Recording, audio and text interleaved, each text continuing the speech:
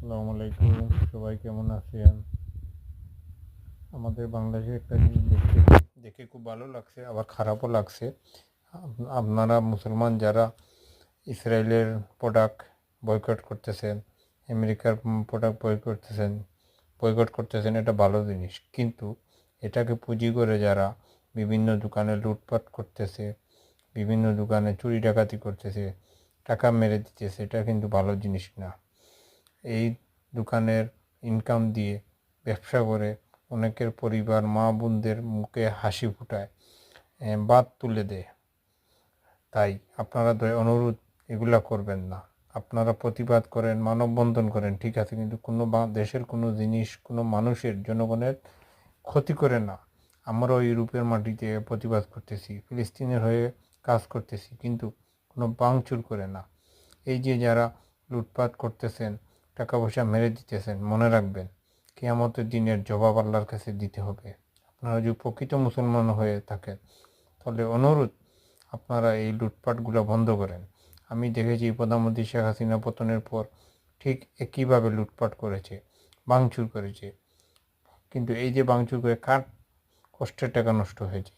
আপনার আমার বাংলাদেশের জনগণের কষ্টের টাকা নষ্ট হয়েছে।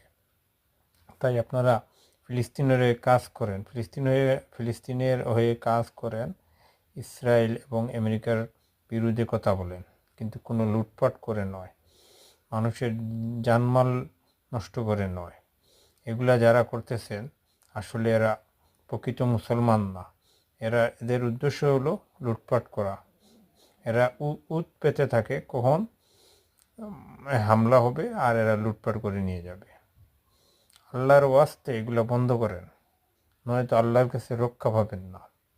আল্লাহ তো বলেনই একটা দেশের পক্ষে কথা বলবেন, কাজ করবেন, আর সেটাকে পুঁজি করে লুটপাট করে নিয়ে যাবেন, গরিবের পেটে লাথি মারবেন।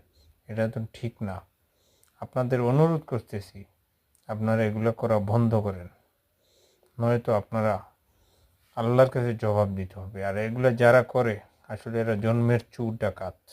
আমার কথাগুলো শুনলে আপনাদের খারাপ লাগবে, কিন্তু আজকে বলতে বাধ্য হলাম, কথাগুলো না বলে পারলাম না। আমাদের দেশের মানুষ, কি বলবো, কিছু মানুষ এত খারাপ, সুযোগ পেলেই দোকানপাট লুট করে নিয়ে যায়। আসলে এদের কি কি বলবো, এদের আল্লাহ হেদায়েত করুক। আর ফিলিস্তিনের জন্য দোয়া করি, আল্লাহ যেন ফিলিস্তিনকে জয় করুক। জয় ফিলিস্তিন, জয় মুসলমান। আসসালামু আলাইকুম।